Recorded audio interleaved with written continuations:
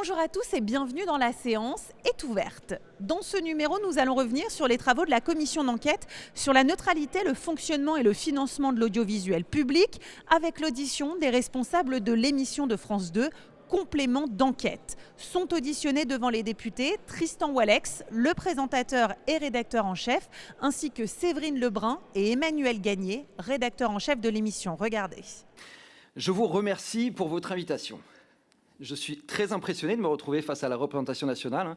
Pour un journaliste de terrain que je suis, c'est très inhabituel, mais je suis aussi très fier. Aujourd'hui, nous sommes 4, mais on représente toutes les équipes de Complément d'enquête. On est passionné par notre émission, par l'investigation, et on est ravis de pouvoir expliquer ce que nous faisons, comment nous le faisons et pourquoi nous le faisons. Complément d'enquête, vous l'avez dit, c'est une émission créée par Benoît Duquesne il y a un quart de siècle, en 2001. Le concept est simple, c'est un ou plusieurs reportages d'enquête suivis d'un entretien dans les fameux fauteuils rouges devenus la marque de fabrique de l'émission. Je reconnais des gens qui s'y sont assis il y a encore quelques semaines. Ces fauteuils ont beaucoup voyagé, des plages de Phuket en Thaïlande où Benoît Duquesne avait présenté une émission sur le tsunami, jusqu'à la jungle de Calais où Nicolas Poincaré s'était installé pour parler immigration. Jacques Cardoz, lui, les a emmenés en Irak pour une émission sur Daesh, quand Thomas Soto, lui, les a fait rentrer dans la cour de l'Élysée. Moi-même, j'ai posé des fauteuils rouges en Ukraine quelques jours après le début de la guerre, mais aussi Gare du Nord pour parler du fléau du crack, ou encore dans l'ancienne usine Whirlpool d'Amiens, avec les tout derniers salariés de ce symbole de la désindustrialisation.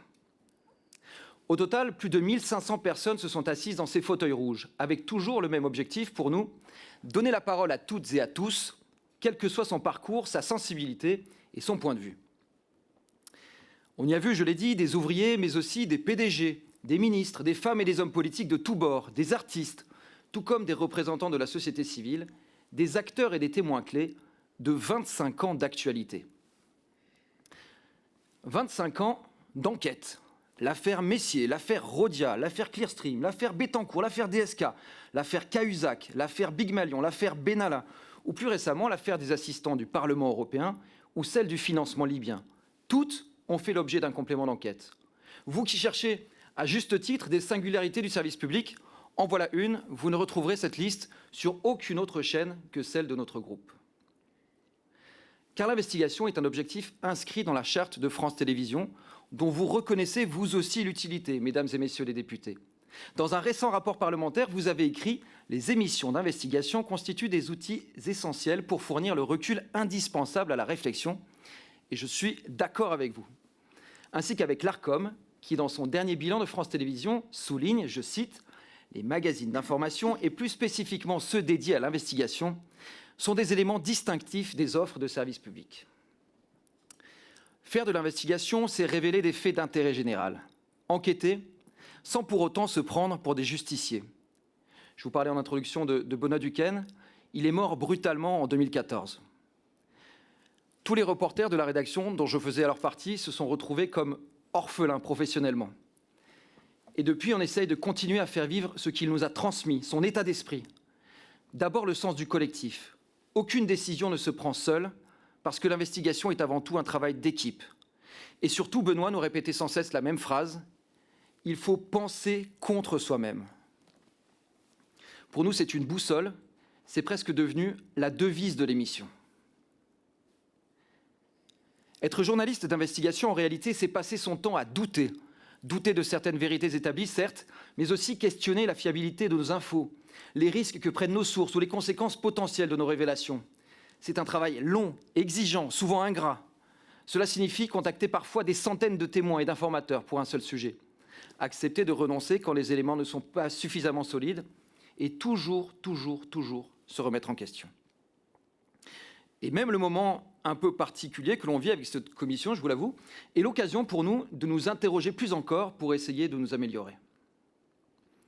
Parmi ces préoccupations, ces obsessions même, celle de donner l'information la plus rigoureuse possible. Nous vivons avec l'angoisse permanente de nous tromper, de mal faire. Et on ne va pas se mentir, en 25 ans d'émission, 612 numéros, certains sont sans doute plus réussis que d'autres.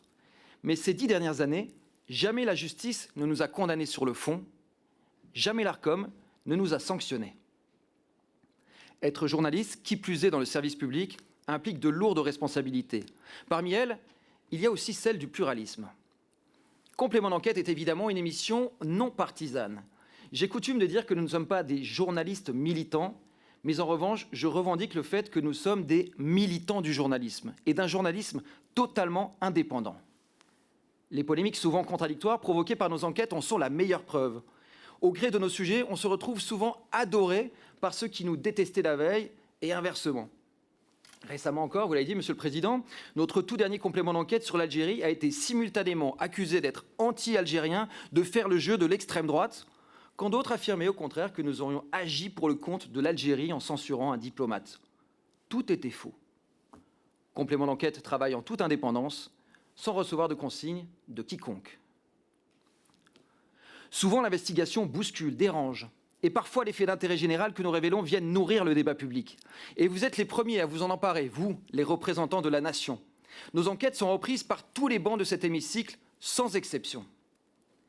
J'ai le souvenir de voir Marine Le Pen brandir nos révélations sur les disparitions d'œuvres du mobilier national pour réclamer des comptes au Quai d'Orsay. Puis un député LFI, Damien Maudet, citait notre complément d'enquête sur les morts aux urgences pour dénoncer la saturation des hôpitaux. Ou encore la députée LR, Valérie Boyer, s'appuyer sur nos révélations sur les liens entre Lafarge et Daesh pour questionner le financement du terrorisme. On a entendu un député RN, Emmanuel Foucard, se saisir de nos informations sur les pratiques tarifaires cachées de la SNCF, tout comme Julien Bayou, député écologiste, reprendre nos révélations sur un mécanisme d'évasion fiscale via des sociétés de jet privé. L'émission Complément d'enquête a même été citée à 18 reprises dans le dernier rapport de la mission d'information sur les ingérences étrangères. Car depuis plusieurs années, nous travaillons sur la manière dont l'information est devenue un champ de bataille, la façon dont elle est instrumentalisée, manipulée dans un contexte géopolitique de plus en plus tendu. Nous avons même lancé une nouvelle collection intitulée « La guerre de l'info », où nous avons traité de l'antisémitisme, des climato-sceptiques ou de la guerre de propagande entre Israël et le Hamas. Pour ce travail, nous avons été primés au prestigieux festival de Monte-Carlo. Car l'investigation de France Télévisions est régulièrement reconnue pour sa rigueur et son exigence, y compris à l'étranger. Ces 5 dernières années, nous avons reçu une dizaine de prix pour complément d'enquête. Je pense à notre émission sur l'indemnisation des victimes de l'Église, qui a reçu le prix de l'investigation du FIGRA, ou encore aux récompenses du prix Europa pour nos compléments d'enquête sur les crimes de guerre en Ukraine, sur le narcotrafic à Marseille, ou encore sur les usines à arnaque en Birmanie. Cette reconnaissance est importante, car dans le même temps, l'exercice de l'investigation est devenu, je vous le dis, de plus en plus difficile. Les procédures bâillons se multiplient. Pour un complément d'enquête sur Vincent Bolloré, récompensé par le prix Albert Londres, nous avons subi de multiples procédures devant la justice française. Pour un seul et même reportage, 5 procès et au total 5 gagnés par France Télévisions et des centaines de milliers d'euros de frais de justice, avec l'argent des Français, une expression qu'on entend souvent ici. Dans un autre registre, pour avoir révélé dans Complément d'enquête l'existence d'une opération secrète de la France en Égypte, une de nos consoeurs a été perquisitionnée et placée en garde à vue pour violation du secret défense. Ces situations nous inquiètent profondément et j'espère sincèrement que cette commission sera aussi l'occasion de se pencher sur ces questions capitales que sont la lutte contre les procédures abusives et la protection de la liberté d'informer. Il faut aussi veiller à ce que la critique légitime du travail des journalistes ne se transforme pas en défiance systématique, voire en violence. Des journalistes de complément d'enquête ont été agressés, menacés, intimidés dans le cadre de leurs enquêtes. Pour ma part, j'ai reçu des appels à me décapiter après une enquête sur le Hamas. L'adresse de mon domicile a été diffusée en ligne pendant notre reportage sur CNews et j'ai parfois appris que nous avions été espionnés ou pris en filature par des officines privées. Ces faits, qui étaient autrefois exceptionnels, deviennent de plus en plus fréquents. Et ce basculement existe aussi dans des démocraties proches de la nôtre, de manière plus extrême encore, comme en Italie, où le rédacteur en chef de l'émission d'investigation de la télévision publique a vu il y a quelques mois sa voiture détruite par un engin explosif. Des actes qui nous inquiètent, qui posent une vraie question démocratique et que nous sommes prêts, si vous le souhaitez, à détailler auprès de votre commission. Enfin, je terminerai par une note beaucoup plus positive. On entend souvent dire que les jeunes se détourneraient de l'information et de la télévision. Les chiffres de complément d'enquête racontent une toute autre histoire. En 5 ans, de 2020 à 2025, la part d'audience des 15-34 ans a augmenté de 77% sur notre case.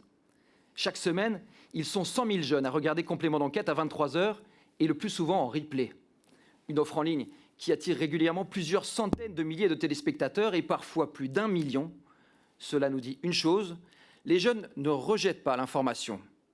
Quand le journalisme est exigeant, rigoureux, indépendant, quand il parle du réel sans posture ni militantisme, il trouve son public, y compris chez les citoyens de demain.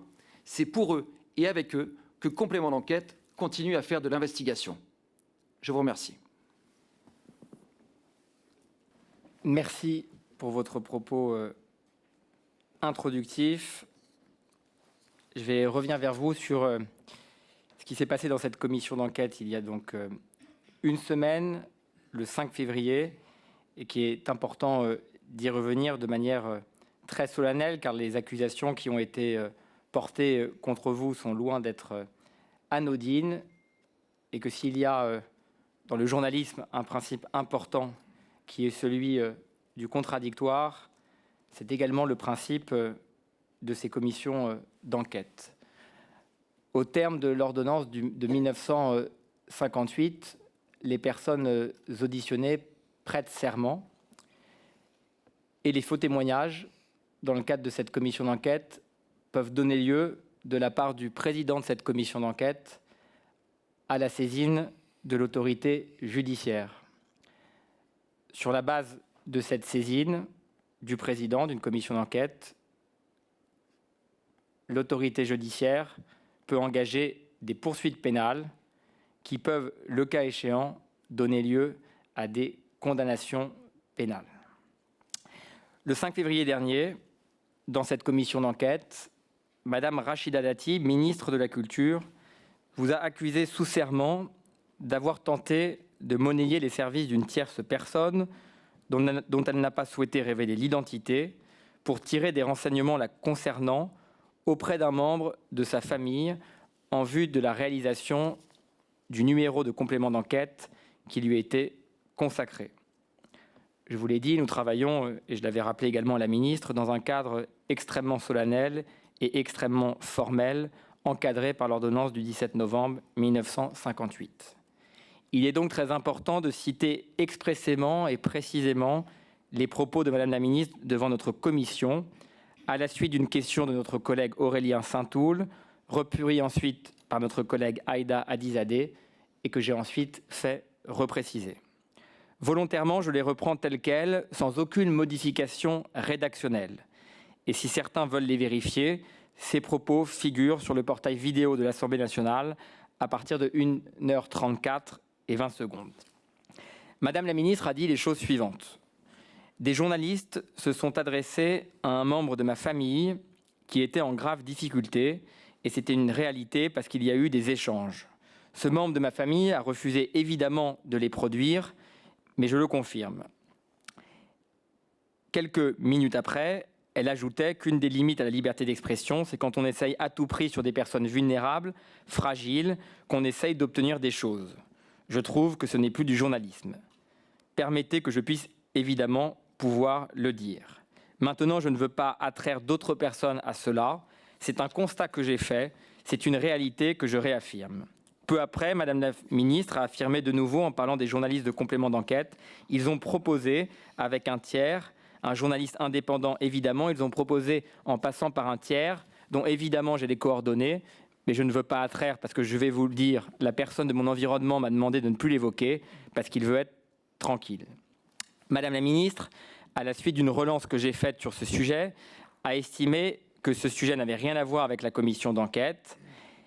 Et elle a précisé, il y a un journaliste qui est passé par un journaliste tiers qui s'est présenté auprès d'un membre de ma famille en se présentant comme un journaliste indépendant et en disant, si vous avez évidemment des choses très à charge concernant Madame Dati, on est prêt même à vous indemniser s'il le faut.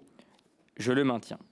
Enfin, à la demande de Madame Hadizadeh, reprise par Madame Sophie Taillé-Polian, qui souhaitait que les documents de Madame Dati puissent être transmis à la commission. Vous l'avez compris, je vais devoir vous poser une question importante, parce qu'elle peut m'engager, le moment venu, comme président de cette commission d'enquête, à saisir l'autorité judiciaire. Pouvez-vous nous dire à votre tour, et toujours sur serment, si ce que Madame la ministre de la Culture a dit est vrai ou faux, Avez-vous par ailleurs des éléments en votre possession sur ce point?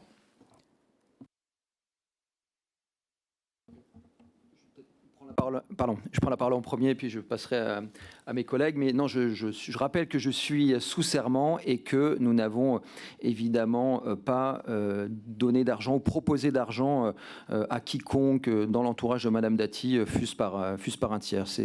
Je dément cela catégoriquement et sous serment. Je passe la parole maintenant peut-être à Louis Milano-Dupont qui a réalisé cette enquête sur Madame Dati. Monsieur le Président, Monsieur le rapporteur, Mesdames, Messieurs les députés, je vous remercie de me donner l'occasion de m'exprimer sur ces propos et je vais être très clair. J'ai bien conscience de vous répondre sous serment aujourd'hui. Jamais je n'ai monnayé un témoignage, ni même tenté de monnayer un témoignage. C'est contraire aux règles déontologiques les plus élémentaires et cela ne fait évidemment pas partie de nos pratiques. Jamais je n'ai fait appel à un tiers pour monnayer un témoignage et je n'ai même jamais fait appel à un tiers dans le cadre de cette enquête sur Rachida Dati. Merci. Donc je dois vous reposer la question. Vous contestez les propos très précis que je cite parce que je ne veux pas déformer les propos ni de la ministre ni des vôtres. Quand Madame la ministre dit on est prêt à vous indemniser s'il le faut, vous nous dites sous serment que c'est faux. Oui, je maintiens évidemment que c'est totalement faux. Vous m'avez demandé si j'ai des éléments en ma possession. Pour être totalement transparent et parce que je suis sous serment, j'ai reçu un mail il y a quelques jours d'un proche de Madame Dati qui a vu l'audition de la ministre de la Culture et qui s'est reconnu dans les propos qui ont été tenus ici. Et il affirme clairement que Complément d'enquête ne lui a jamais proposé d'argent et il m'a autorisé à en faire état ici devant la commission aujourd'hui. Je vais donc vous demander dans le cadre de cette commission d'enquête si le rapporteur l'accepte, puisqu'on est deux et que c'est lui qui aura la décision finale de nous communiquer ces documents. Et par ailleurs, puisque Madame la ministre a indiqué ici même qu'elle avait des documents qui pouvaient prouver ces dires, je demande à Monsieur le rapporteur s'il souhaite que nous demandions à Madame la ministre de la Culture ces documents. Merci Monsieur le Président, oui je vous le confirme, je pense qu'il est bon de les demander. Très bien, donc au nom de cette commission d'enquête, je vais donc demander à Monsieur Milano-Dupont de me transmettre l'email qu'il a reçu et je demanderai donc à Madame la ministre de la Culture de bien vouloir nous transmettre les documents dont elle a connaissance et qu'elle a en sa possession, selon ce qu'elle a indiqué ici même le 7 février. Je vous remercie. Je vais passer maintenant peut-être la parole à Monsieur le rapporteur. J'avais une ou deux questions, mais je vous les poserai tout à l'heure au moment de la prise de parole des différents groupes politiques. Merci Monsieur le Président, merci Messieurs, merci Madame pour votre participation cet après-midi. Effectivement, je pense que j'ai un certain nombre de questions à vous poser. On a aussi beaucoup de collègues qui sont là et qui ont, je crois, aussi nombre de questions.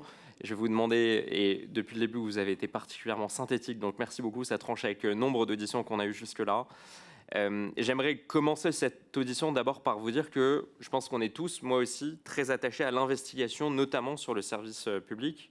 Je le suis d'autant plus que depuis 3 mois, vous et moi, on fait en quelque sorte le même métier. Alors moi, ça ne durera pas autant que vous. Et la différence entre vous et moi, c'est que je dispose quand même de nettement moins de moyens. Si je fais un parallèle un peu audacieux sur les coûts que représente cette commission d'enquête par rapport aux coûts de vos émissions, j'ai pu apprendre qu'un complément d'enquête de 90 minutes dans les médias, donc ça coûtait à peu près 400 000 €. Peut-être que vous pourrez nous confirmer ce chiffre, c'est-à-dire 270 000 € par heure, bon, ce qui est une somme importante. J'ai essayé de voir aussi, moi, le coût que je pouvais représenter pour cette commission d'enquête. Jusque-là, on a eu à peu près 100 heures de direct. Si j'enlève le coût de la régie et que je m'attache comme vous au seul coût de production, entre mon salaire, le salaire de mes collaborateurs, je peux vous affirmer que chaque heure de direct de notre commission coûte environ 500 € et je ne compte même pas toutes les heures de préparation et même les nuits de préparation à rédiger ces questionnaires que je vous pose. On peut dire 1 000 € si je prends aussi le président. Donc 1 000 € par rapport à 270 000 € par heure pour un complément d'enquête. Bon, vous voyez que la comparaison est peut-être un peu grossière, elle est un peu, mais ça permet d'avoir quand même un ordre de grandeur, parce qu'il y a beaucoup de Français aussi qui s'interrogent sur le coût de cette commission question, d'enquête. monsieur le rapporteur. En plus, vous avez oublié le cachet de monsieur Ballard, qui est très élevé, parce qu'il est ancien journaliste. Allez à la question, monsieur le rapporteur. Non, mais la question est, et pardon si c'est un peu long, mais je vois aussi beaucoup de commentaires de Français qui se demandent le salaire d'un député et combien aussi cette commission d'enquête coûte. Et c'était une question simplement pour introduire sur le coût d'un complément d'enquête. Comment est-ce que vous confirmez ce coût de 400 000 € par émission et quelle est votre impression sur le fait que, par exemple, une commission d'enquête coûte quand même nettement moins? Je vous laisse répondre et peut-être confirmer ou infirmer ce point. Vous m'entendez? Oui. Alors justement, comme on fait presque le même métier, vous savez que quand on est journaliste, on recoupe ses sources et ses informations, et le chiffre de 400 000 € que vous avez lu dans certains journaux est heureusement ou malheureusement totalement erroné. On est, même en prenant tout le coût global, alors, y compris masse salariale et compagnie, on est plutôt sur 2 à 2,5 fois moins.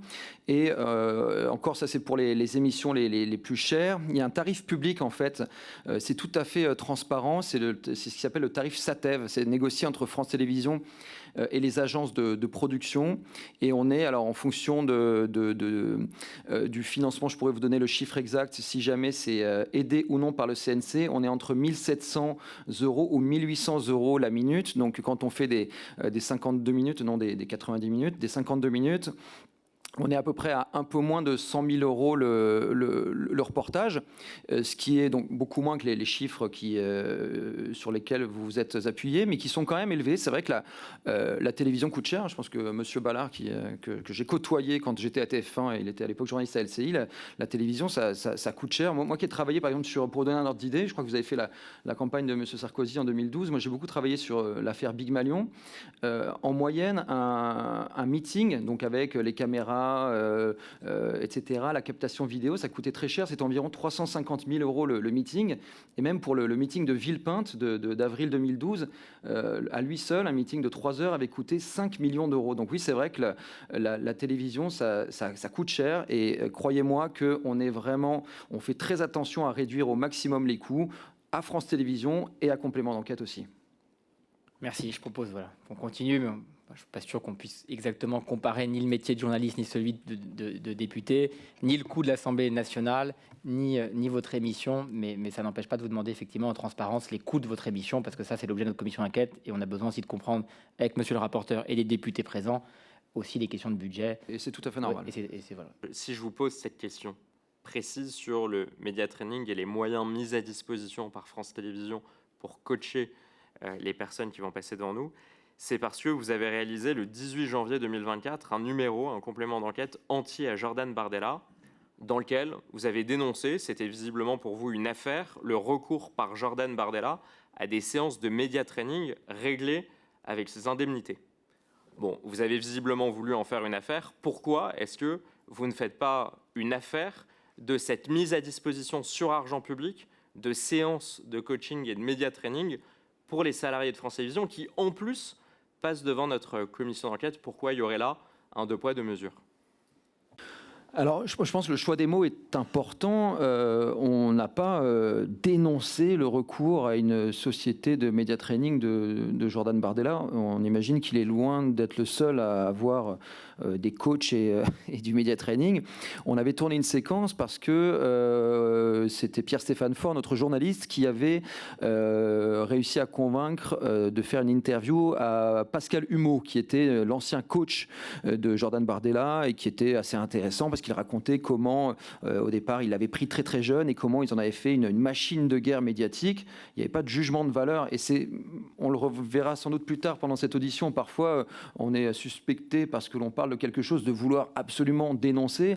L'investigation, c'est pas uniquement dire des choses qui sont négatives pendant 52 minutes. Là, il s'agissait de montrer que Jordan Bardella, et c'est bien normal, faisait appel à une société de média training, et vous ne trouverez pas, à mon avis, dans ce reportage, de manière négative de traiter de cela. C'était simplement parce que nous avions convaincu son coach de nous parler, de nous révéler le contenu de ces séances, qu'on en avait parlé. On aurait très bien pu faire un portrait de Jordan Bardella sans évoquer le média training, si le média trainer, si j'ose dire, ne nous avait pas parlé.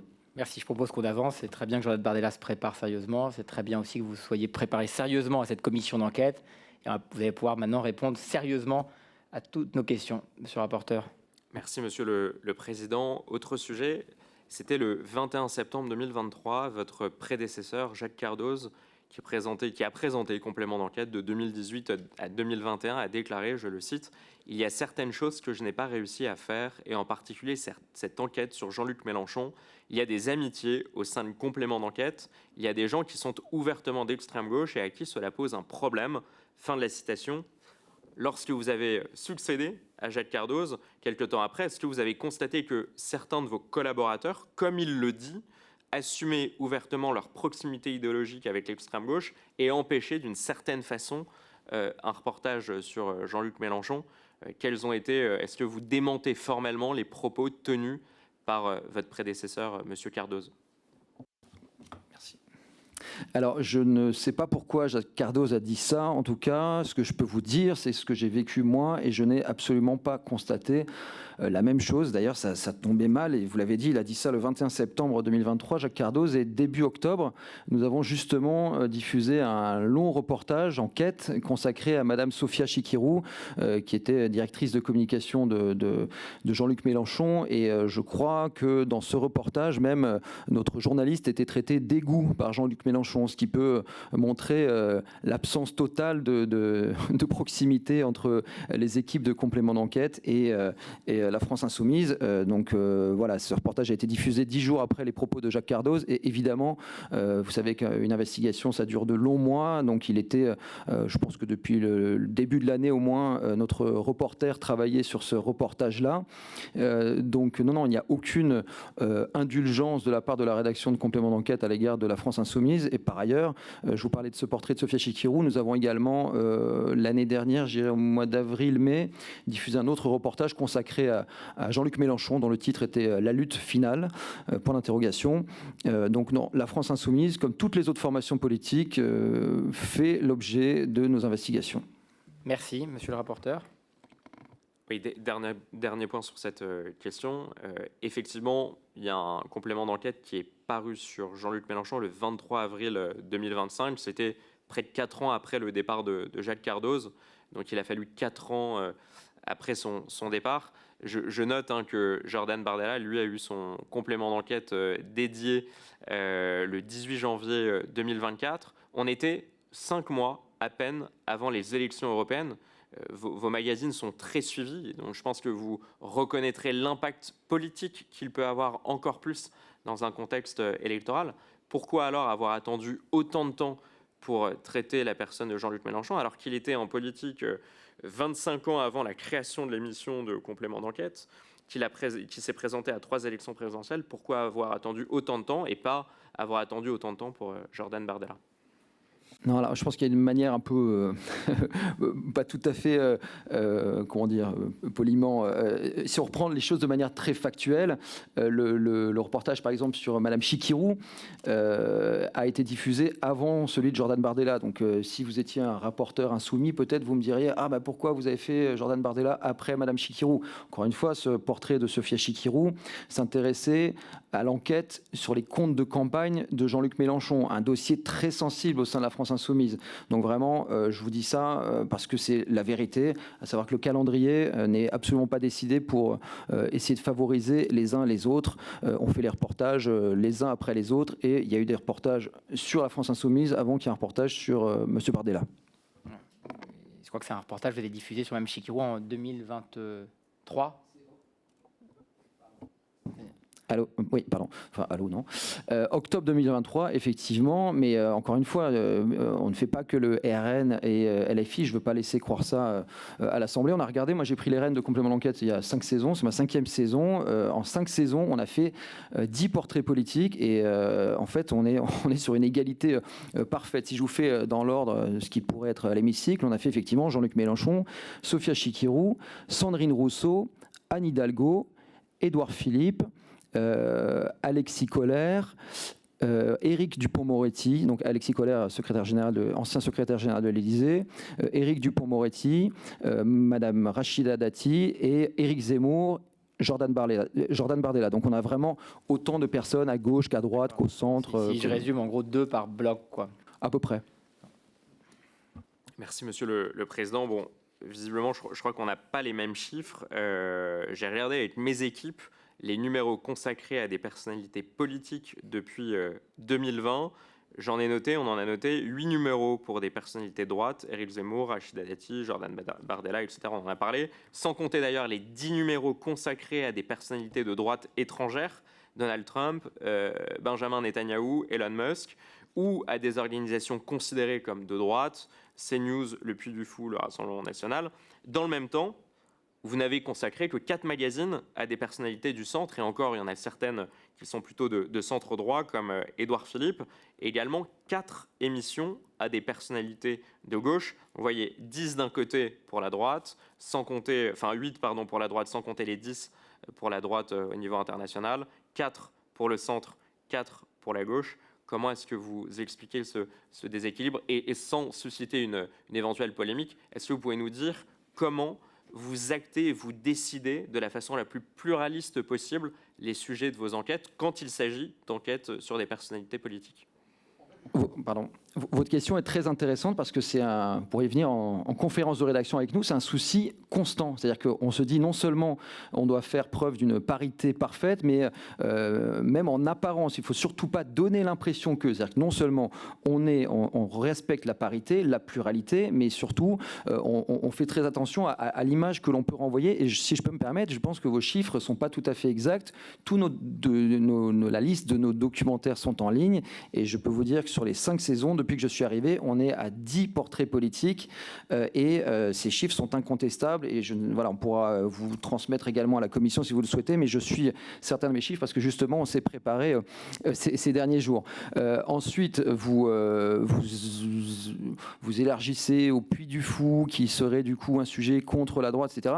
Dans ce cas-là, si vous faites cette comptabilité-là, moi je peux vous rétorquer qu'on a fait aussi un reportage, une enquête sur Emmaüs, qui est a priori pas une organisation de droite. On a fait un complément d'enquête sur WWF, qui est une ONG environnementaliste. Donc voilà, les chiffres, encore une fois, les statistiques, on peut tout leur faire dire. Nous, on a le souci constant d'être pluraliste et de ne pas apparaître comme étant des journalistes plus d'un bord que d'un autre. Et c'est vraiment notre réalité. Et un souci, vraiment, je vous le garantis, je vous le dis sous serment, quotidien, tous les jours à complément d'enquête. Je pense que c'est important de classer les responsables politiques, effectivement, gauche-droite, mais je pense qu'on n'est peut-être pas obligé dans cette commission d'enquête ici de classer WWF de gauche ou le Puy du Fou de droite. Je pense que, contentons-nous effectivement de regarder ce que fait le rapporteur d'ailleurs sur les reportages politiques. Et vous nous dites, et on le vérifiera, enfin, on vous fait confiance, en tout cas je pense que le rapporteur vous fait confiance, qu'il y a eu 10 reportages politiques depuis que vous êtes arrivé,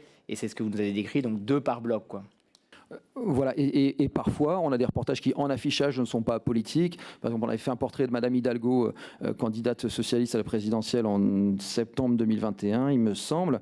Mais par exemple, il y a 2 ans, on a fait un reportage sur les JO, par exemple, et il y avait la polémique, vous vous souvenez, du voyage à Tahiti de Madame Hidalgo, qui a fait l'objet d'une longue séquence de notre reportage. Donc voilà, vraiment, il n'y a pas de parti pris quelconque sur aucun des sujets, même quand en affichage, ce n'est pas un sujet politique. Merci, monsieur le rapporteur. Pardonnez-moi, monsieur le rapporteur, je voulais juste rajouter un petit détail qui peut être intéressant parce que j'ai le listing des sujets. Je voulais juste vous dire qu'en décembre 2020, quand Jacques Cardoz présentait Complément d'enquête, un reportage a été fait dont le titre était LFI est-il islamo-gauchiste? Donc juste pour vous préciser que toutes les tendances politiques étaient... Voilà. Okay. Si le rapporteur est d'accord, je pense qu'on avance pour éviter de compter les numéros précis sur LFI et sur le Rassemblement national. Voilà, on le vérifiera. Envoyez-nous, si vous me le permettez, envoyez-nous la liste. Voilà, comme ça, on pourra le donner au rapporteur et pouvoir regarder précisément. Merci, Monsieur le Président. Simplement, parce que je vois que ma question peut être un peu contestée. Vous me direz si j'ai tort, mais ça pourrait être par écrit. Sur les personnalités politiques de droite qui ont été traitées, donc que je vous ai données. On a donc Anne Hidalgo, Jean-Luc Mélenchon, Sophia Chikirou, Sandrine Rousseau, 4 de gauche, c'est incontestable. Au centre, on a Édouard Philippe, Monsieur Dupond-Moretti, Alexis Collère, 3 du centre. Et à droite, là pareil, je pense que c'est incontestable, Éric Zemmour, Rachida Dati, Nicolas Sarkozy, Jordan Bardella, Monsieur Guerriau, le sénateur, Elon Musk, Netanyahou, Trump 3 fois. Et je crois qu'il y a eu aussi un sujet sur l'affaire Big Malion. Bon, voilà, c'était aussi pour apporter un peu la transparence sur comment j'avais fait avec mon équipe les comptes sur ce classement. Et je vous laisse répondre. Allez-y, je vous en prie. Pour le coup, monsieur le rapporteur, avec tout le respect que je vous dois, vous avez parfois une manière de poser les questions en disant des choses pas tout à fait exactes. Par exemple, vous comptabilisez, vous dites qu'on a fait un reportage sur Joël Guerriau, donc de droite. Non, c'était un reportage sur des affaires de harcèlement au Sénat, et je pense que la plus grosse séquence, enfin à vérifier, je suis sous serment, donc je parle prudemment, mais une des principales séquences, on va dire, de ce reportage-là, c'était l'affaire Esther Benbassa, qui est une ancienne sénatrice Europe Écologie Les Verts. Donc, considérer qu'un reportage dans lequel on s'intéresse autant à des personnalités de gauche que de droite serait un sujet contre la droite, je pense que ce n'est pas tout à fait honnête et de bonne foi. C'est-à-dire qu'on fait attention à l'équilibre de nos portraits, de ce que l'on met à l'antenne sur une saison entière, sur plusieurs saisons, mais aussi à l'intérieur d'un reportage. Il n'était pas question, quand on a fait notre enquête sur le Sénat, de s'intéresser uniquement à des sénateurs de gauche ou de droite. Voilà, on a enquêté à droite et à gauche, comme on le fait toujours. Bon, si vous avez raison, si on enlève celui sur le sénateur Guerriau, ça en fait quand même 10 de droite. Celui de Nicolas Sarkozy, d'ailleurs, a été rediffusé. Et je constate que les rediffusions portent souvent sur des personnalités de droite. Non, mais ce que je pense, c'est important qu'on soit vraiment exact sur le traitement des personnalités politiques. L'une des dimensions de cette commission d'enquête, c'est aussi de vérifier le respect du pluralisme sur les émissions et magazines du service public. Bon, une façon de le voir pour votre émission, c'est de voir le nombre de personnalités politiques qui ont été traitées sur les 4 ou 5 dernières années. Personnalité de droite, je pense que c'est incontestable. Si on l'enlève, je le consens, ça en fait plus de 10. Attendez, bon. Du centre, ça en fait 3. Et de gauche, ça en fait 4. Alors allez-y. Voilà, mais vous pourrez nous répondre si vous voulez encore en complément. Non, je vais encore vous répondre, parce que si vous voulez, on peut les prendre un par un. Mais je vous ai pris l'exemple de Joël Guerriau, mais je pense que ou du Puy du Fou, on peut les prendre un par un, et à la fin, vous reverrez qu'on descendra et qu'on sera... D'accord, mais typiquement Nicolas Sarkozy, on n'a jamais fait de portrait de Nicolas Sarkozy. Je crois que vous devez confondre avec peut-être un sujet qu'on a fait sur l'opération Mimi Marchand voilà, dans le cas de l'affaire libyenne, et une affaire judiciaire qui est aujourd'hui dont l'instruction est terminée concernant des suspicions de faux témoignages de Ziad Takieddine. Donc voilà, on n'est pas non plus sur un portrait de Nicolas Sarkozy. Dans ce cas-là, il faudrait aussi comptabiliser dans votre comptabilité très subjective le fait que l'on a traité de la polémique du voyage d'Anne Hidalgo à Tahiti, si vous voulez. Encore une fois, on pourrait reprendre, et vous nous disiez qu'on pouvait vous transmettre les documents, tout est en ligne, donc vous pouvez voir, vous pouvez même, la plupart de nos reportages sont encore en replay, donc vous pourrez regarder même à l'intérieur le contenu réel de ces reportages. Si le rapporteur est d'accord, je propose qu'on avance, et puis c'est important, peut-être vous ne l'avez pas dit, mais j'imagine que le journaliste d'investigation est basé donc sur de l'investigation. S'il y a plus demain de personnalités LFI ou de gauche qui nécessitent une investigation, vous le ferez. S'il y en a plus à droite, s'il y en a plus dans mon parti ou dans le parti du rapporteur, bon, j'imagine que c'est aussi fonction des enquêtes que vous menez. Voilà, c'est pour essayer de comprendre que je pose cette question. C'est ça aussi qui est, au-delà de compter les points. C'est le cas, mais justement, alors c'est sûr qu'aujourd'hui, on est dans une séquence où il y a une poussée dans l'opinion et sur l'échiquier politique de la droite et de l'extrême droite, mais néanmoins, on fait attention, on s'astreint à respecter une certaine forme d'équilibre, parce qu'il y a aussi des choses à investiguer du côté de l'opposition, de la gauche, y compris, il n'y a pas des gentils et des méchants. il y a même des ONG, ce sont des champs d'investigation. Et ça pourra peut-être éclairer un peu monsieur le reporter. On a, là j'ai la fiche concernant tous les invités qui sont venus dans les fauteuils rouges depuis septembre 2024. Alors on a 11 personnes de la société civile, 6 ministres et ensuite 9 politiques qui ne sont pas des ministres. Et on a eu 2 Rassemblement National, 2 LR, une ancienne PS, un non-inscrit ancien Renaissance, M. Houllier, une LFI et un ancien ministre UMP. Donc voilà, on a même dans les fauteuils rouges ou dans les séquences, on ne donne pas moins la parole à la droite ou à la gauche, on essaye de respecter autant que faire se peut le meilleur équilibre possible. Croyez-moi que c'est vraiment un souci constant, on a vraiment ça en tête. Merci pour votre réponse, mais je note une forme de sensibilité sur ma question-là, et encore une fois, tout est vérifiable. J'avais cité Anne Hidalgo, vous avez parlé de l'affaire de Tahiti, je l'ai cité pour les 4 personnalités de gauche que vous avez couvertes. Et pour Nicolas Sarkozy, vous me dites que ce n'était pas un portrait de Nicolas Sarkozy, c'était un sujet sur l'affaire Sarkozy, l'affaire, je crois, libyenne. Bon, c'est même, vous voyez, je pense que c'est quand même lié à la personne de Nicolas Sarkozy. Ce travail par mes équipes a été fait de façon, je crois, assez exhaustive. 10 personnalités de droite, 3 du centre, 4 de gauche. Je vous laisserai vraiment, mais je pense qu'il est bon d'avancer. Mais j'ai du mal à voir pourquoi c'est aussi sensible, sachant que c'est pour nous un sujet qui est essentiel, qui est celui du choix et de comment sont déterminés, d'autant plus que votre prédécesseur, M. Cardoz, expliquait le 21 septembre 2023, je vais le citer encore, France Télévisions aujourd'hui n'est plus à mon sens un groupe public neutre. Donc vous voyez que c'est assez grave, hein, je reprends la citation. Si je prends la parole aujourd'hui, c'est pour libérer un certain nombre de journalistes à France Télévisions qui me disent « ce n'est plus possible, on est dirigé par des idéologues ». Il a occupé la même place que vous, il aurait pu d'ailleurs à votre place nous répondre s'il était encore en poste jusqu'ici. Qu'est-ce que vous répondez à M. Cardoz? Est-ce que pour vous, il n'y a aucun sujet sur le respect pur et parfait de la neutralité chez France Télévisions? Pardon, merci pour votre question. Alors vraiment, si on vous donne l'impression que c'est une question sensible, c'est qu'on ne sait pas bien se faire comprendre parce que ce n'est absolument pas sensible. Au contraire, on s'attache à ce qu'il y ait un pluralisme absolu concernant nos émissions. Je veux vous répondre, je suis désolé, on est obligé de rentrer dans... Ça fait vraiment des calculs d'épicier, mais vous avez une nouvelle fois, vous trompez une nouvelle fois concernant Anne Hidalgo. Il y a eu d'une part son portrait dans lequel on a enquêté sur la gestion d'Autolib, les déchets, les embouteillages à Paris, enfin vraiment des dossiers qui ne sont pas forcément très positifs pour Madame la maire de Paris.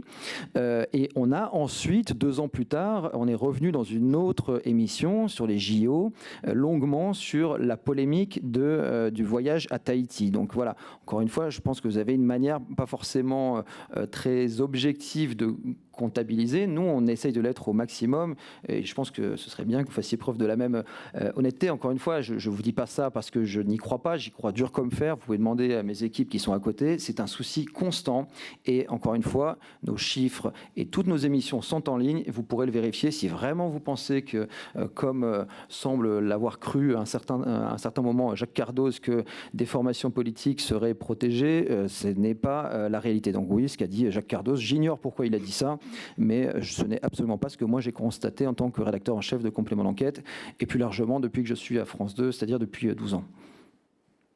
Bon, on recevra la liste si monsieur le rapporteur est d'accord. Effectivement, on peut avancer. Merci pour vos réponses. Il y a bien d'autres sujets importants qui méritent d'être évoqués. Un autre sujet, le fameux rapport du CDEAT. Dans ce rapport, page 86, on s'aperçoit que parmi les vacations chez France Télévisions, c'est-à-dire parmi les journalistes qui travaillent momentanément pour Complément d'enquête, il y en a seulement 20% qui viennent de France 2 et 10% de France 3.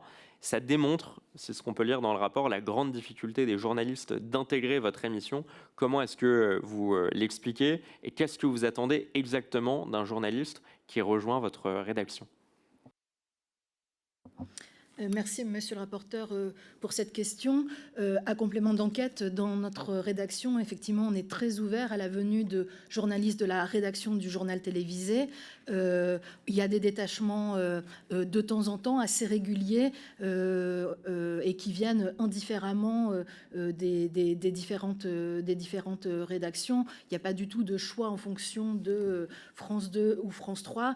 Nous, on aimerait d'ailleurs accueillir plus de journalistes en détachement. Malheureusement, comme vous le savez, il y a beaucoup de travail à France Télévisions et notamment beaucoup de travail pour nos confrères du journal télévisé et on ne peut accueillir tout le monde. Mais nous, on a une rédaction stable de 9 journalistes en interne et de temps en temps un détachement. Et malheureusement, effectivement, les places sont peu nombreuses, mais la rédaction est ouverte à tout le monde, bien évidemment.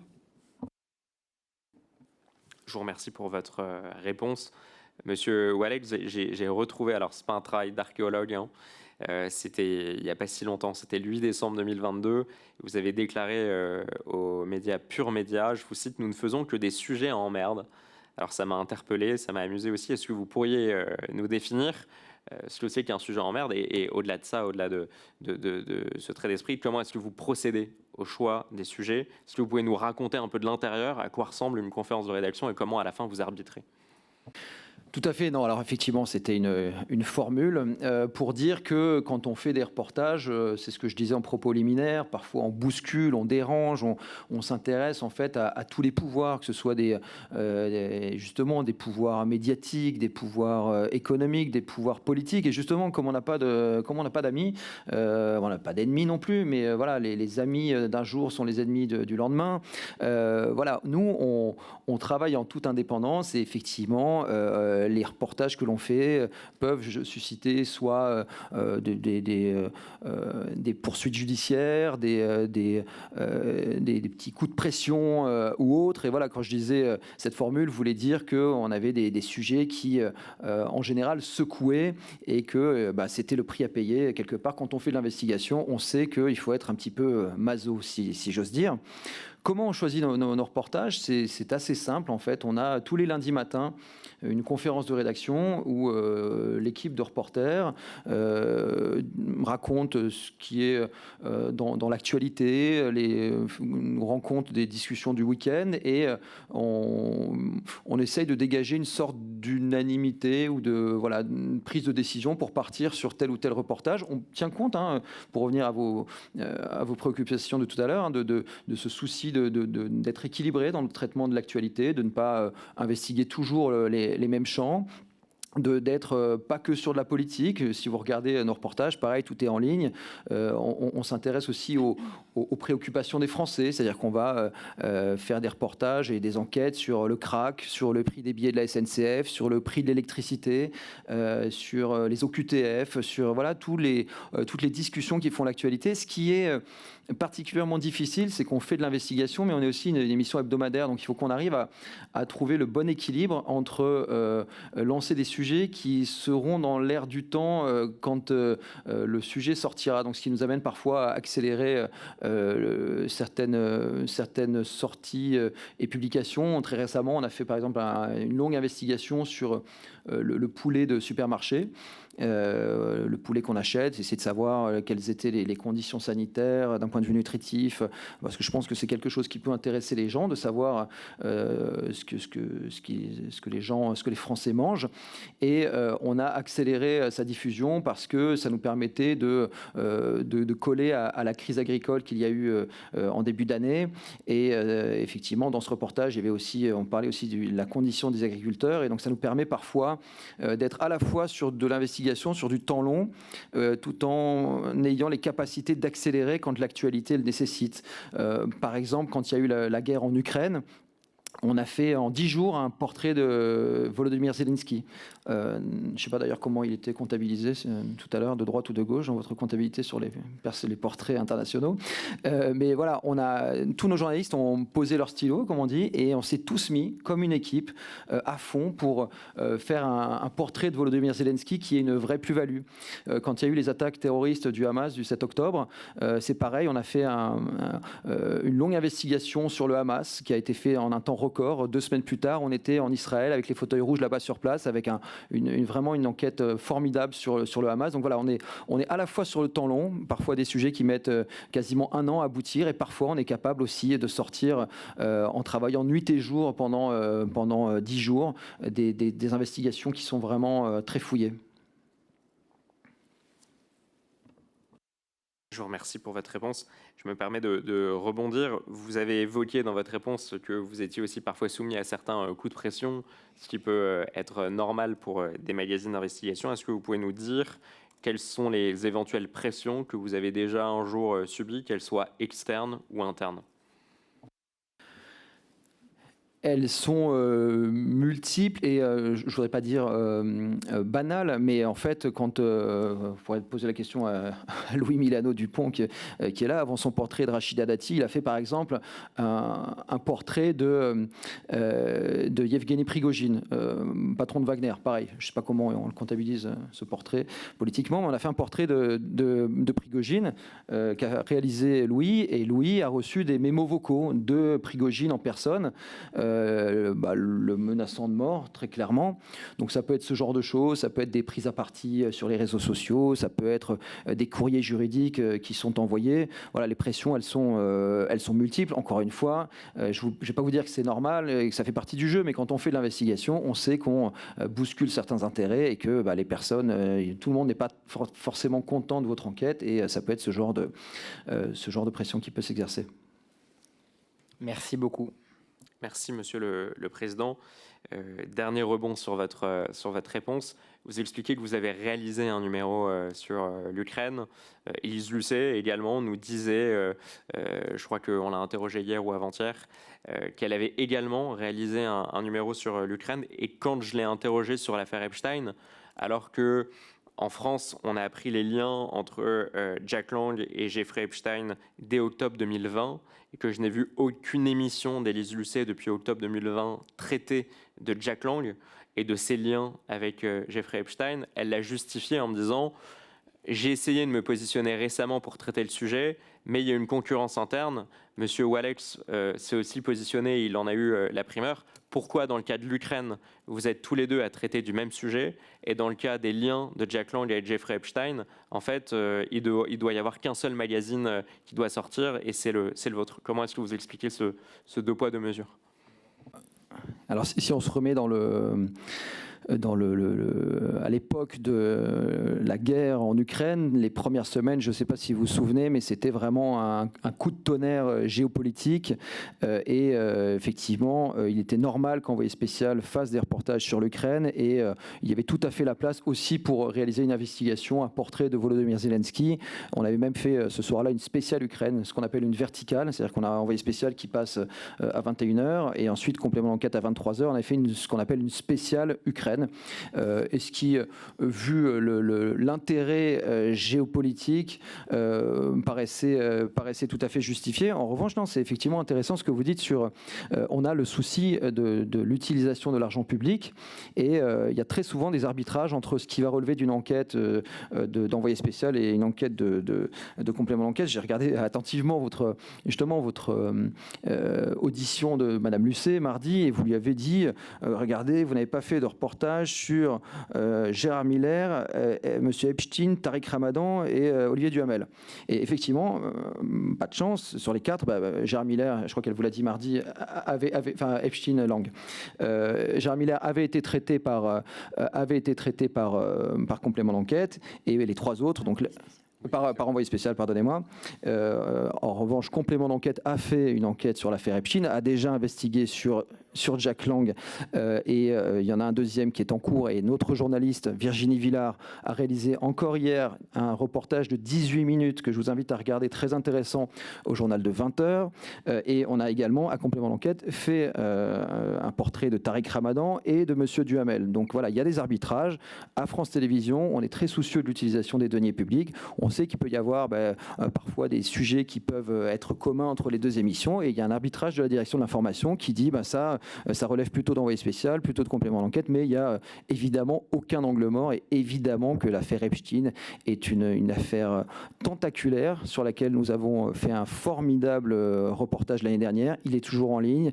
Virginie Villard est notre journaliste de complément d'enquête, est considérée comme une des plus grandes spécialistes de l'affaire Epstein et pas uniquement en France. Elle a des demandes du monde entier. Elle a retrouvé lundi, vous pouvez le regarder dans le journal de 20h, elle a retrouvé l'une des personnes suspectées d'être le rabatteur français de Jeffrey Epstein. Quant à je devance peut-être une question que vous ne me poserez pas, mais à l'indulgence dont on pourrait faire preuve à l'égard de Jack Lang, par exemple, c'est pour vous signaler qu'on a fait, par exemple, un reportage à complément d'enquête il y a 4 ans sur les liens entre les artistes et les politiques, et on avait une grosse séquence qui s'intéressait à Jack Lang et la manière dont il avait accordé des faveurs fiscales à des artistes en échange de leur soutien aux socialistes et à François Mitterrand. Et l'interview ne s'est pas très bien passée. Il a même mis fin à l'interview en mettant notre journaliste dehors. Donc voilà, je crois qu'on ne peut pas suspecter complément d'enquête de la moindre complaisance à l'égard de Jack Lang et à l'égard de quiconque d'ailleurs.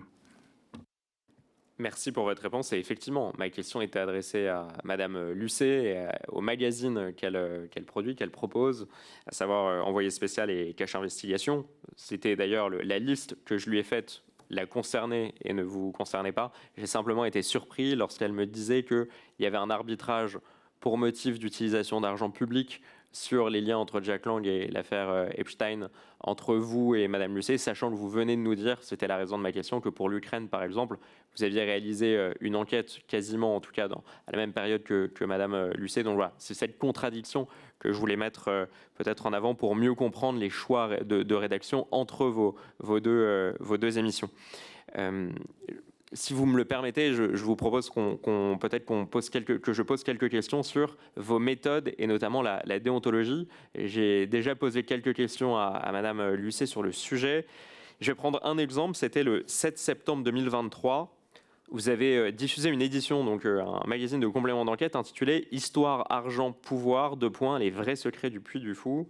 Et on apprenait, selon le JDD du 10 septembre 2023, que pour avoir le droit de tourner au sein du parc du Puy du Fou, vous aviez annoncé aux organisateurs un tout autre titre, Le Puy du Fou, les dessous d'un succès à la française, donc quand même très amélioratif. Vous connaissez, je pense, l'article 4 de la charte de Munich, qui est une sorte de bible un peu pour les journalistes du monde entier. Il implique, je le cite, de ne pas user une méthode déloyale pour obtenir des informations, des photographies ou des documents. Pourquoi est-ce que vous avez, d'une certaine façon, menti sur le titre de l'émission pour accéder aux coulisses et au parc ? Et pourquoi ne pas avoir simplement révélé dès le début le titre et l'objet exact de votre enquête ?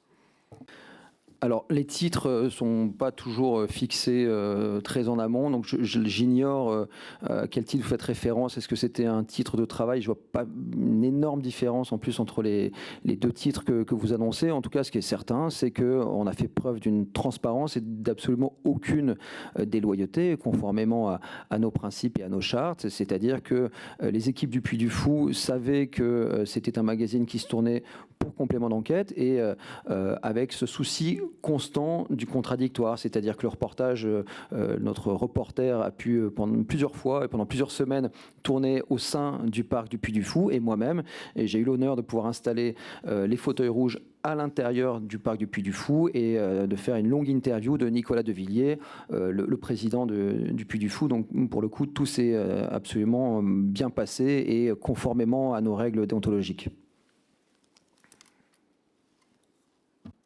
Merci pour votre Pardon, réponse. J'indique au rapporteur pas le prendre par surprise, que ensuite je dois passer la parole au groupe politique. Donc je vous laisse poser encore une ou deux questions. Ensuite, je poserai la parole aux députés représentant les groupes politiques. Puis je vous redonnerai la parole ensuite, monsieur le rapporteur, après les interventions des 3 groupes politiques présents. Merci, Monsieur le Président. Alors, un autre exemple sur la déontologie qui a fait couler beaucoup d'encre. C'était le 20 janvier dernier, vous avez diffusé un numéro de complément d'enquête intitulé « Rumeurs et coups tordus, la guerre secrète France-Algérie ». Dans la bande-annonce de ce numéro figurait, on a pu le voir, une interview de Xavier Driancourt ancien ambassadeur de France en Algérie entre 2008 et 2012 et 2017 et 2020. Monsieur Driancourt est précisément réputé pour faire preuve d'une grande lucidité quant à son expérience d'ambassadeur. Il ne manie pas la langue de bois sur les relations entre la France et l'Algérie. Je crois d'ailleurs que vous l'avez interrogé plus de 2 heures pour un entretien très long qui devait figurer pour certains morceaux dans votre numéro de complément d'enquête. Pourtant, le jour de la diffusion, l'interview de cet ancien ambassadeur n'y figure plus, aucune trace. Elle a été coupée au montage et remplacée par une interview de l'actuel ambassadeur, M. Romaté. Il semble que cette interview dérangeait, puisque le jour même de la diffusion de votre complément d'enquête, l'agence de presse officielle d'Alger, l'APS, a insulté l'ambassadeur Driancourt en le qualifiant d'ex-faux diplomate, d'agité atteint d'une véritable pathologie nommée l'Algérie, et enfin d'homme sale. Pour reconstituer la chronologie, le 22 janvier, l'émission était programmée pour 23 h. À 14h35, une dépêche de l'agence de presse algérienne critiquait France 2 qui donnait la parole à un faux diplomate et à un homme sale, Monsieur Driancourt. À 21h29, soit 1h30 avant l'émission, Algérie Patriotique annonçait la coupure de l'émission et la suppression du passage de Monsieur Driancourt, remplacé par le nouvel ambassadeur. Bon, cette chronologie, je crois, est factuelle et je vous laisserai y répondre. Pourquoi est-ce que vous avez décidé de censurer l'ambassadeur Xavier Driancourt qui vous a répondu pendant plus de 2 heures et qui figurait d'ailleurs sur la bande-annonce de votre émission ? Alors, encore une fois, je crois que le choix des mots est très important et je crois que vous le savez, monsieur le rapporteur, il n'y a pas eu de censure. Je suis d'accord avec vous sur un point, les faits et la chronologie montrent tout et montrent que votre raisonnement n'est pas le bon. Effectivement, il y a eu une dépêche, si vous le dites, de l'agence de presse algérienne le jeudi après-midi. Compte tenu de nos process de fabrication, le jeudi après-midi, les émissions sont terminées. Donc, on n'avait pas le moyen de retirer l'interview de monsieur Driancourt. Il n'a pas été censuré, il n'a même pas été monté. Il est apparu effectivement dans cette bande-annonce, qui était bien la preuve qu'on n'a pas voulu dissimuler le fait qu'il avait été interviewé. C'est quelque chose qui arrive très fréquemment dans nos reportages. On interviewe souvent plusieurs dizaines de personnes et à la fin, pour des questions de format, de place, on est obligé de faire un choix entre plusieurs intervenants. C'est quelque chose vraiment de très courant et quiconque a déjà monté un documentaire pourra vous le confirmer.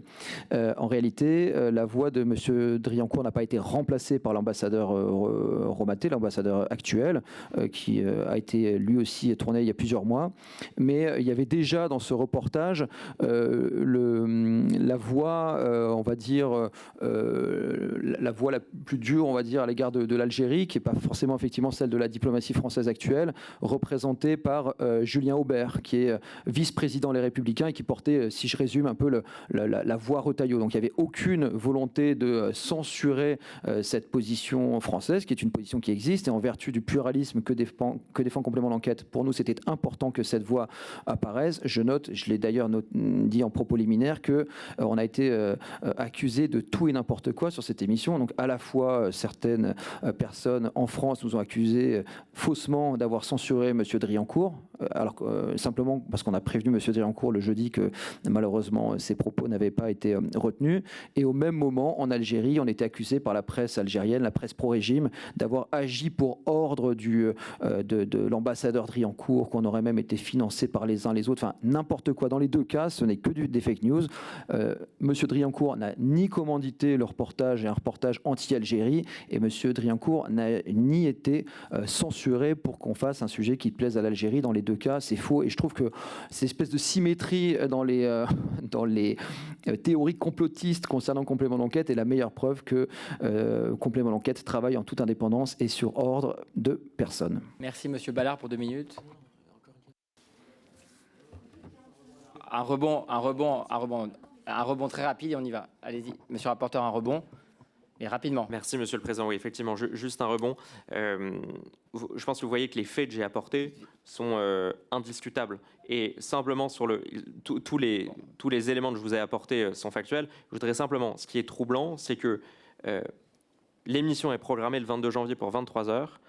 À 14h35, il y a une dépêche de l'agence de presse algérienne qui critique France 2 pour donner la parole à M. Driancourt. À 16h06, vous lui envoyez, M. Sébastien Lafargue, journaliste à France 2, lui indique à M. Driancourt que finalement, alors qu'il a fait un entretien de 2 heures, qu'il figure à la bande-annonce de votre émission, il y figure, finalement, son passage est coupé, et à 21h29, soit 1h30 avant le début de l'émission, l'Algérie a l'information comme quoi M. Driancourt a été remplacé, et donc il y a un communiqué de presse d'Algérie Patriotique qui annonce la coupure de cette émission. Donc comment ont-ils eu l'info ? Et pourquoi avoir prévenu aussi tardivement, alors que vous aviez mis M. Driancourt dans votre bande-annonce, que finalement, il ne passerait pas? Vous convenez qu'il n'y a pas de complotisme. Vous parlez de complotisme, ce ne sont que des faits. Donc merci de pouvoir les justifier, s'il vous plaît. Je vous laisse répondre. La question du rapporteur est importante. Pour Ouais. préciser les choses. Et ensuite, je donne la parole, cette fois-ci pour de bon, à M. Ballard pour 2 minutes, et ensuite au groupe socialiste, puis à la France Insoumise, qui sont les groupes politiques présents. Mais parfois, le complotisme, c'est pas inventer des faits, ça peut aussi être prendre qu'une partie des faits pour essayer de les tordre et pour prouver son a priori et sa théorie de départ.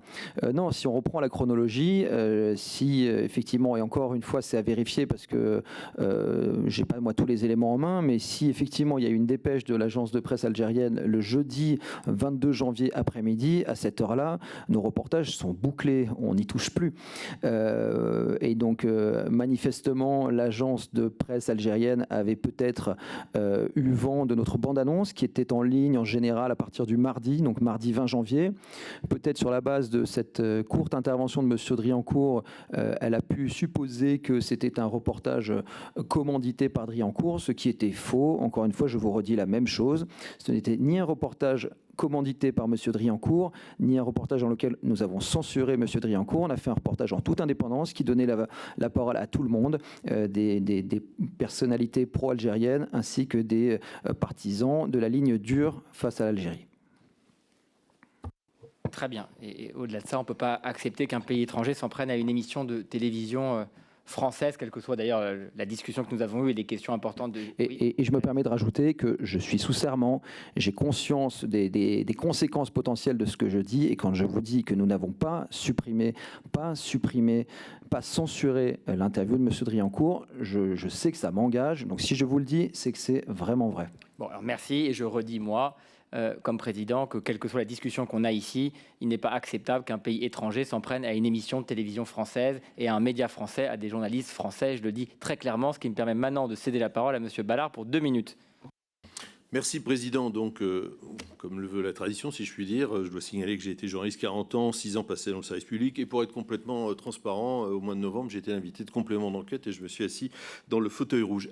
Moi, je voudrais être concret et comprendre en fait vos méthodes de travail, même si vous avez très bien défini la façon dont vous travaillez. Mais bon, concrètement, à 2 reprises au cours de vos émissions, vous êtes servi d'un document, c'est celui-là, je pense que vous le reconnaissez, en l'occurrence, qui émane de Matignon, pour affirmer qu'il n'y a aucun lien entre immigration et insécurité. C'est effectivement ce qu'on peut lire, je l'ai stabilo-bossé en bleu, mais quand on lit l'Astérix, ce sont des études qui se basent sur le Chili, les États-Unis et l'Italie en 2012.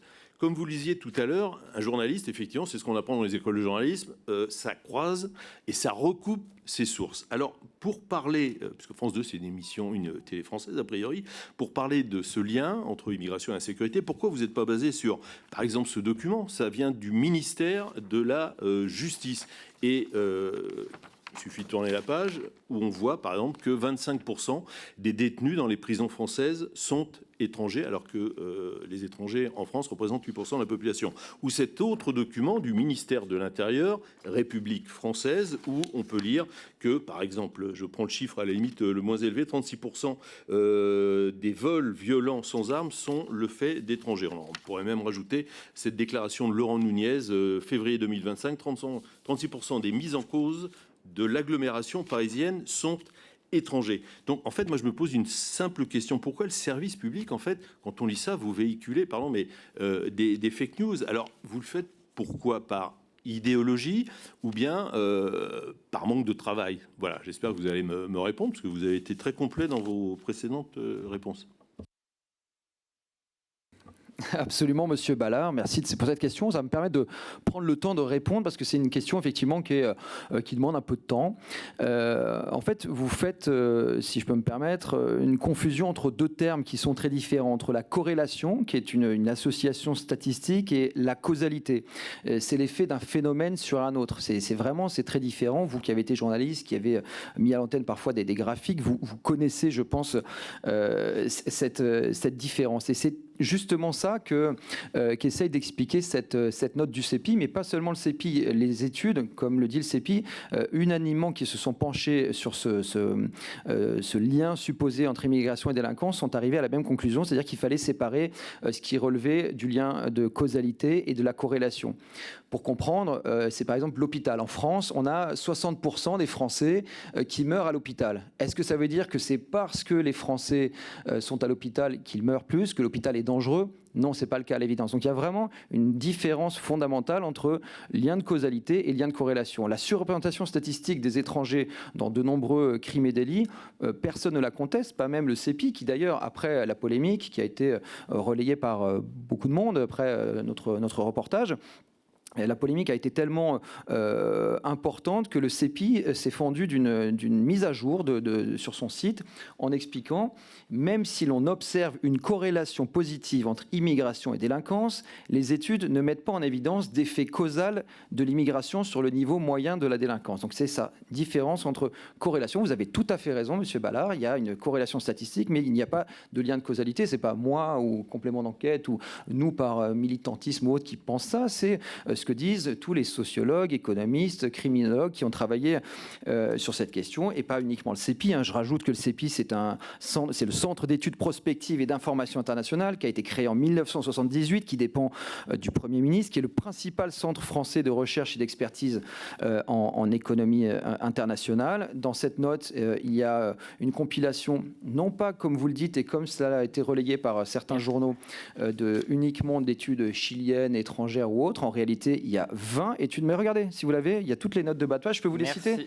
Je les ai. Il y a 2 études françaises, l'étude Philippe de 2022, l'étude Jobard de 2012 sur les contrôles policiers discriminatoires. Donc 20 études du monde entier, États-Unis, France et autres, qui étudient notamment les biais, les biais dans la chaîne pénale, surreprésentation des étrangers dans certains types de délits, et qui dit, lorsque l'on élimine ces biais, lorsque ces biais sont éliminés, les études concluent unanimement, c'est important, à l'absence d'impact de l'immigration sur la délinquance.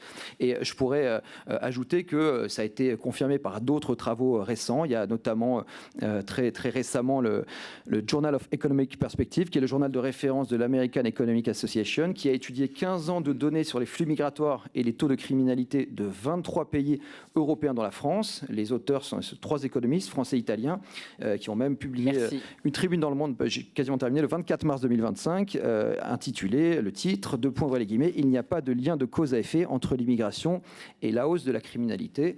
C'est simplement l'effet, les gens qui travaillent là-dessus, qui sont spécialistes, qui concluent à cela. Merci, c'est de ma faute, je n'avais pas précisé la règle. La règle, c'est les députés posent une question de 2 minutes et la réponse est de 2 minutes. Et comme je n'avais pas précisé cette règle, vous avez pu répondre un peu plus longuement et la question était importante. Et je vous remercie d'y avoir répondu. Madame Soudet, pour 2 minutes pour la France Insoumise. Merci, Monsieur le Président. Dernièrement, le président Gérard Larcher a mis la pression sur l'ARCOM suite à une émission que vous avez faite sur le Sénat. D'ailleurs, je regrette que nous n'ayons pas encore eu l'occasion d'auditionner M. Larcher à ce sujet. Dans votre émission, vous avez parlé d'une omerta qui en fait vise à couvrir des sénateurs, notamment ceux qui pourtant s'illustrent dans des affaires extrêmement graves, notamment d'agression sexuelle. Nous avons eu l'occasion d'auditionner Madame Sylvie Robert, qui est vice-présidente du Sénat, qui a complètement refusé de répondre sur ce sujet, ce qui va plutôt dans votre sens. J'aurais aimé savoir si vous avez subi depuis d'autres pressions à l'encontre du programme complément d'enquête. Et j'aurais aimé également savoir, dans un contexte où les puissances sont de plus en plus agressives vis-à-vis du journalisme d'investigation, donc je pense effectivement aux pressions de Gérard Larcher, mais également du coup avec tout ce qui se passe avec Madame Dati, et au vu des menaces qui pèsent sur le journalisme d'investigation de façon générale, comment vous arrivez encore finalement à accomplir votre travail, sachant que, à mon sens, le journalisme d'investigation, c'est vraiment un type de programme qui est particulièrement crucial dans une démocratie. J'indique qu'effectivement, j'ai reçu une demande de la part du groupe La France Insoumise d'auditionner le président du Sénat et que j'ai indiqué en réunion de bureau, et je le dis ici par souci de transparence, que le président du Sénat, comme n'importe quel parlementaire, a une immunité parlementaire et que les services de l'Assemblée sont en train de regarder dans quel cadre un président de commission d'enquête peut convoquer le président du Sénat, qui est le troisième personnage le plus important de l'État. Et donc voilà, donc on respecte les règles, on respecte l'ordonnance, la loi, rien que la loi. Et donc j'ai pris en compte votre demande et on est en train de l'instruire avec les services de l'Assemblée. Je devais cette transparence. Je vous laisse répondre à Madame Soudet, Monsieur Valex, pour 2 minutes, ou Monsieur le rédacteur en chef, si vous le souhaitez. Je vais prendre la parole. Merci, Monsieur le Président. Madame la députée, nous n'avons aucun élément d'information nous permettant de dire que le président du Sénat a fait pression sur l'ARCOM. Nous l'avons lu dans Mediapart, mais nous n'avons aucun élément d'information en ce sens.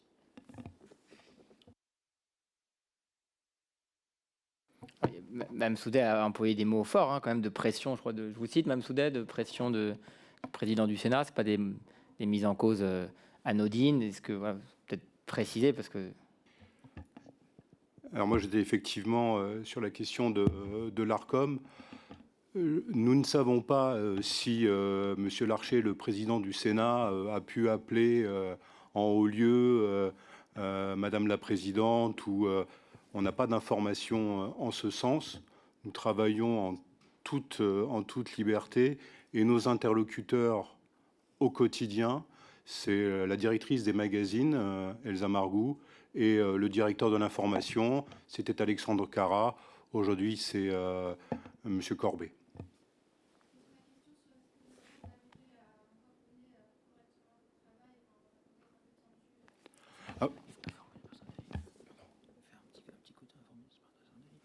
Alors, ce sont des questions effectivement qui nous préoccupent beaucoup, et les pressions, elles peuvent être multiples. Tristan Walex, vous en parlez. On peut avoir des procédures bâillons, à savoir plusieurs procédures judiciaires sur un sujet. Ça a été le cas sur le sujet concernant Vincent Bolloré fait par Tristan, 5 procédures judiciaires. Donc c'est vrai que c'est des choses qui peuvent fatiguer. On a la chance, nous, d'être dans un groupe qui nous soutient. On a un service juridique. Pour de petites rédactions qui ont peu de moyens, c'est beaucoup plus difficile parce qu'effectivement, quand on se retrouve à la 17e chambre, donc qui traite des délits de presse, il faut un avocat et ça a un coût. Donc effectivement, c'est complexe. Et si je peux me permettre de compléter, voilà, ça nous prend du temps. Effectivement, c'est normal, nous, en tant que journalistes du service public, de rendre des comptes, entre guillemets, et on ne prétend pas avoir une immunité quelconque, mais c'est vrai qu'on rappelle quand même ce chiffre qui est important.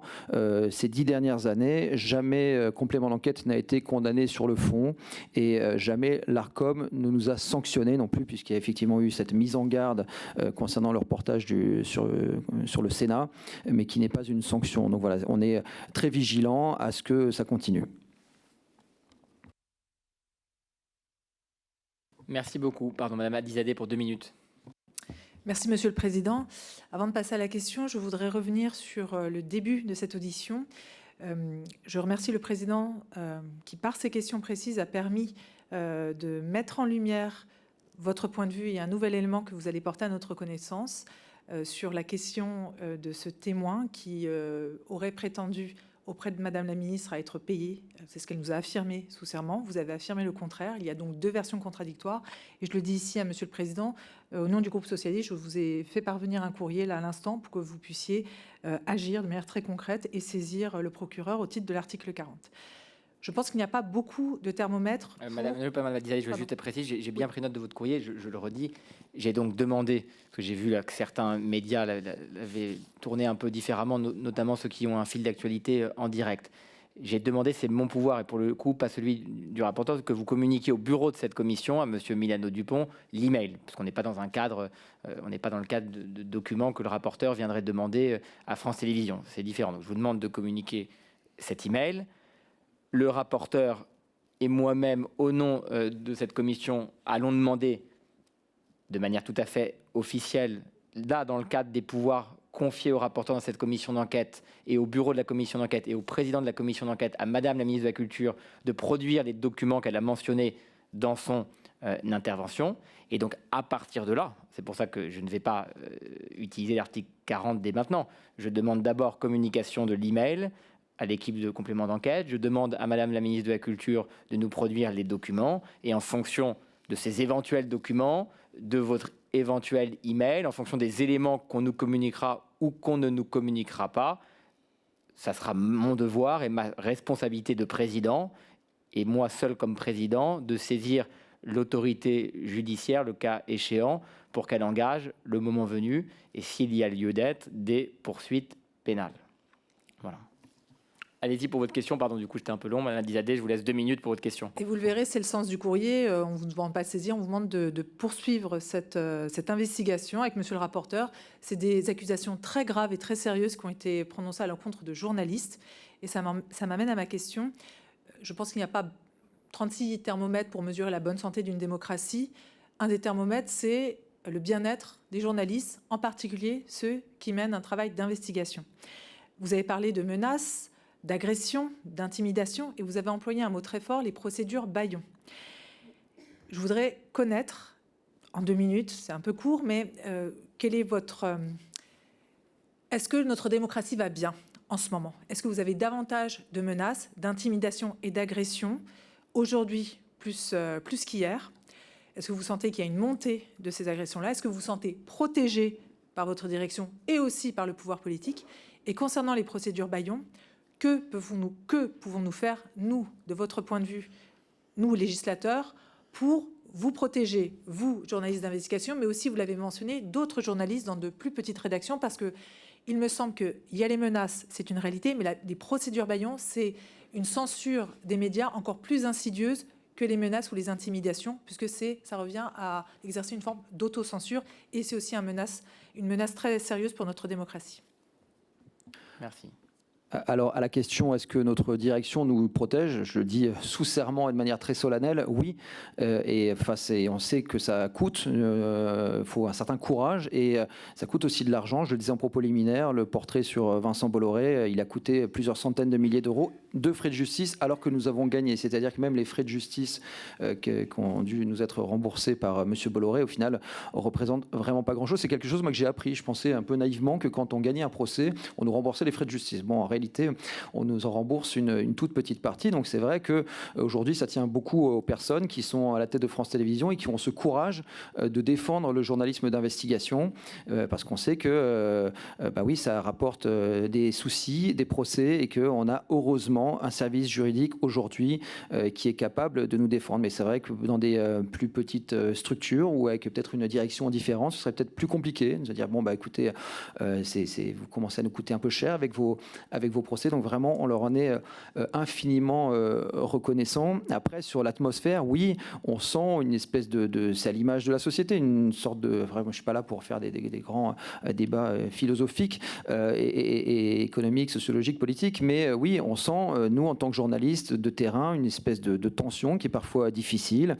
Le fait qu'on soit parfois accusé à tort justement de monnayer un témoin, là, c'est pas la première fois. Moi, ça m'était déjà arrivé pour une enquête, pour d'autres enquêtes, on a déjà été accusé à tort d'avoir rémunéré des témoins, et c'était faux, et ça a été démontré, et la justice a démontré que c'était faux. Mais là, on a reçu plein de messages. On a même un député qui, suite aux déclarations de la semaine dernière, a tweeté que complément d'enquête faisait du gangstérisme journalistique. Ce sont des mots qui sont très forts et qui, oui, je pense que Louis pourra peut-être vous en dire quelque chose, mais c'est difficile quand on est accusé même de faire des faux montages ou autres. On est parfois accusé dans notre déontologie, dans nos méthodes, alors qu'on a le souci de bien faire les choses. On n'est pas parfait, hein. Parfois on peut faire les choses imparfaitement. Je prétends vraiment pas ça. On se remet toujours en question, et c'était pas que des mots tout à l'heure quand je le disais. Mais voilà, cette espèce de pression avec ces fake news qui peuvent circuler sur nos méthodes sont parfois un peu difficiles à vivre. Merci beaucoup pour vos réponses. Monsieur Belkir Belhaddad pour 1 minute. Merci, Monsieur le Président. Quant à moi, je n'ai jamais été journaliste, ni même participer à l'une de vos émissions, encore moins d'être sur le fauteuil rouge. Toi non plus, je crois. Ça viendra. On est quelques-uns. Même si c'est pas toujours bon signe, Comment ? monsieur Béat. Je dis ça viendra, même si c'est pas toujours très bon signe, monsieur Béat. Oui, tout à fait. Merci d'être présent à cette commission d'enquête et d'avoir sérieusement préparé. Ça démontre le respect que vous avez également de la représentation nationale et je vous remercie pour cela. Une commission d'enquête commandée par l'extrême droite pour, à mon sens, démonter l'audiovisuel public. Et c'est un combat culturel, hein. Enfin, il faut pas, et en tout cas qui est engagé par l'extrême droite. Il suffit simplement de reprendre le questionnement des uns et des autres, que ce soit de monsieur le rapporteur ou d'autres parlementaires ici présents sur les questions d'immigration.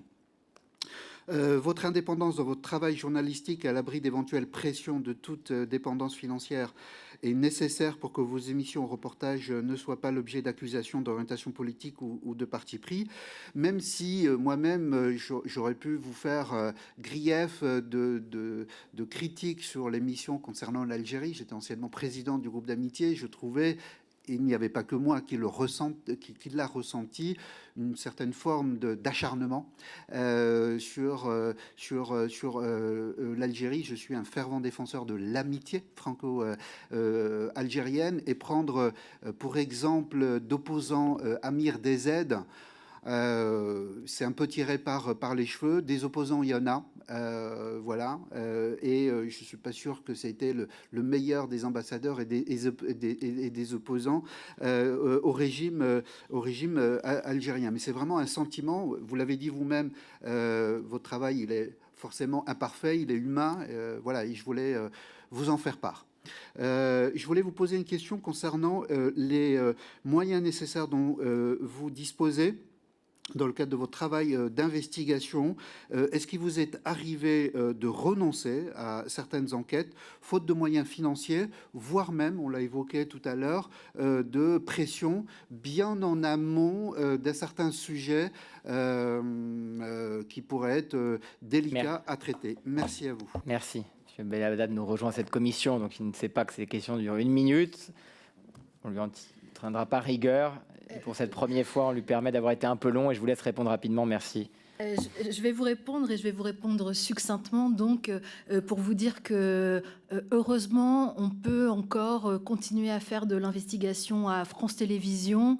On peut traiter tous les sujets. C'est ce que vous disait Tristan tout à l'heure. On peut traiter tous les sujets.